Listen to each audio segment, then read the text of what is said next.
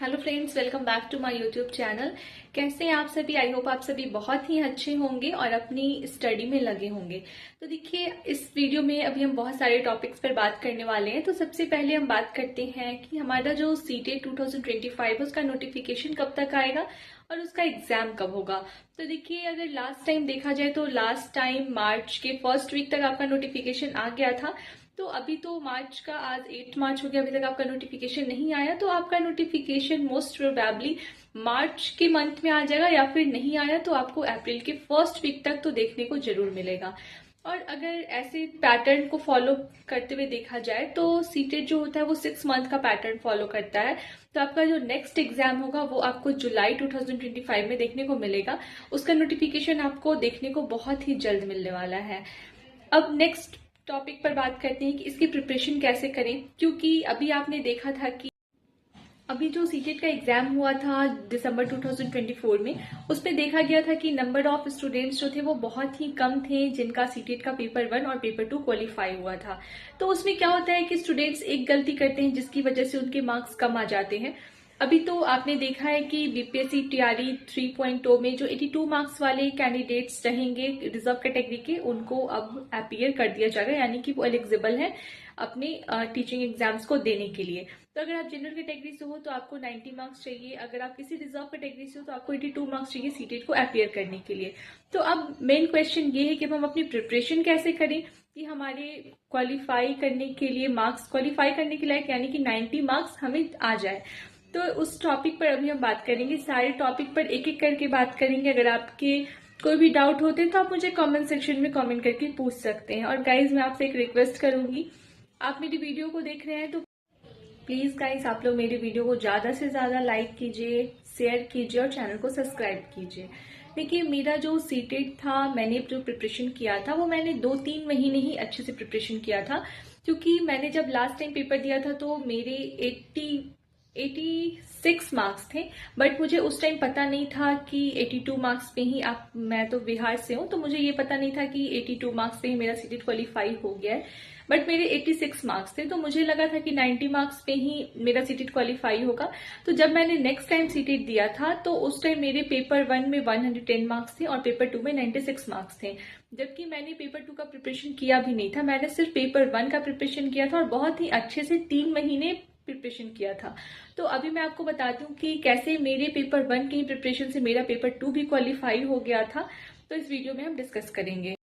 CTET जो होता है वो टोटल 150 मार्क्स का होता है, जिसमें से सबसे ज्यादा इंपॉर्टेंट रोल सीडीपी का होता है, क्योंकि सीडीपी इसमें 30 मार्क्स का होता है।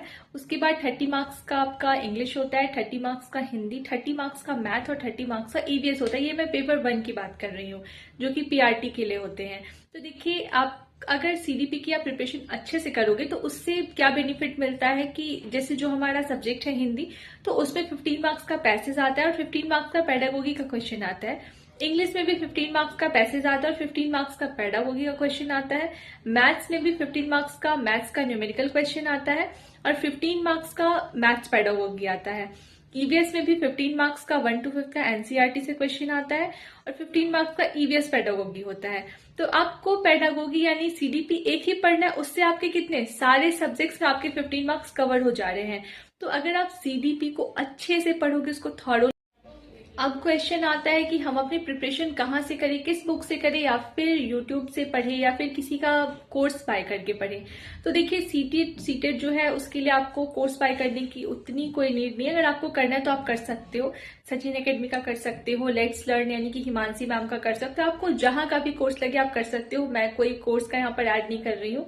आपको बुक से मन है तो आप बुक से पढ़ सकते हो, या फिर आपको यूट्यूब पे भी बहुत अच्छे अच्छे प्लेटफॉर्म मिलेंगे जहां से आप अपनी प्रिपरेशन कर सकते हो। और इसमें जो नेक्स्ट इंपॉर्टेंट रोल होता है वो होता है प्रीवियस ईयर क्वेश्चन का। आप प्रीवियस ईयर क्वेश्चन 10 साल का ले लो या फिर 5 साल का ले लो, आप जितना ज्यादा प्रीवियस ईयर क्वेश्चन का प्रैक्टिस करोगे, उससे क्या होगा कि आपको पैटर्न समझ में आएगा कि आपको किस टाइप के क्वेश्चन पूछे जा रहे हैं, किस टॉपिक से कितने मार्क्स के क्वेश्चन पूछे जा रहे हैं। अभी मैं स्क्रीन पे आपको एक इम्पॉर्टेंट टॉपिक के यहाँ पर लगा दे रही हूँ, एक फोटो लगा दे रही हूँ, इमेज। उससे आप देख लेना कि सीडीपी में कौन से इंपॉर्टेंट टॉपिक्स होते हैं। आप इस इम्पॉर्टेंट टॉपिक से आप देख लेना कि इसमें कौन से टॉपिक आपको सीडीपी में पढ़ने, उससे आपको बहुत ज्यादा हेल्प मिलेगा। और देखिए, मैं अभी आपको बताई हूँ प्रीवियस ईयर क्वेश्चन का। प्रीवियस ईयर क्वेश्चन को आप बार बार प्रैक्टिस करो। आप एक सबसे अच्छा रहेगा, आप ऑनलाइन प्रीवियस ईयर क्वेश्चन मत देखो, आप एक बुक ले लो, यूनिक का बुक आता है या फिर बहुत सारे पब्लिकेशन का बुक आता है।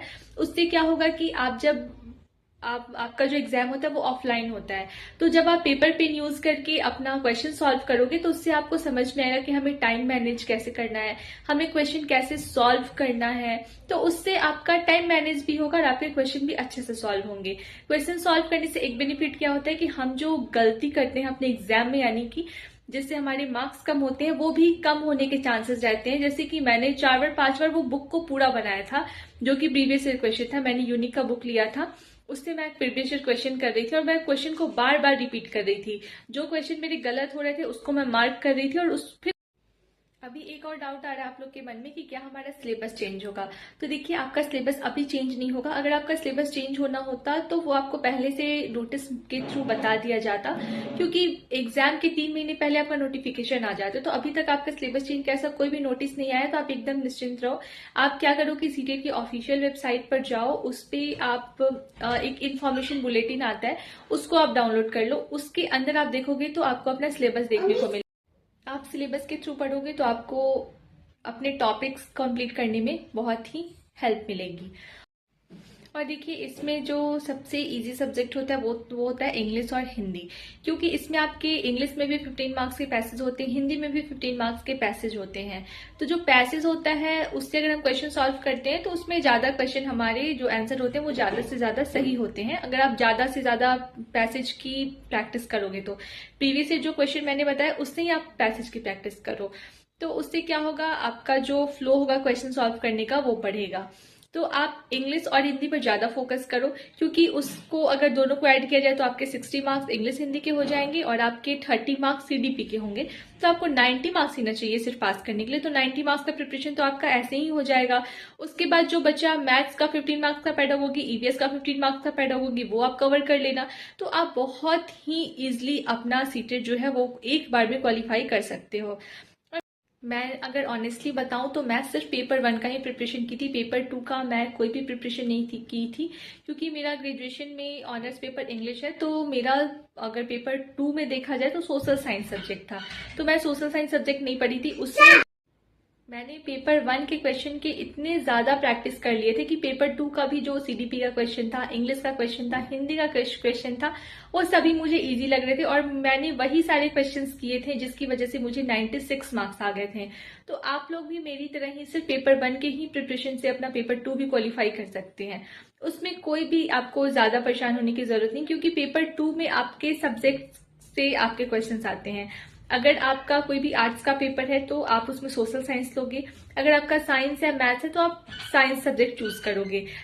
गाइज, अगर आपको मेरी वीडियो हेल्पफुल लगी होगी तो प्लीज मेरे चैनल को सब्सक्राइब कर देना, वीडियो को ज्यादा से ज्यादा लाइक एंड शेयर करना, और वीडियो को लाइक जरूर करना। आप लोग लाइक नहीं करते हो, बिना लाइक के जाते हो, तो लाइक करने से मुझे मोटिवेशन मिलती है जिससे मैं आगे की भी वीडियो बना सकूं।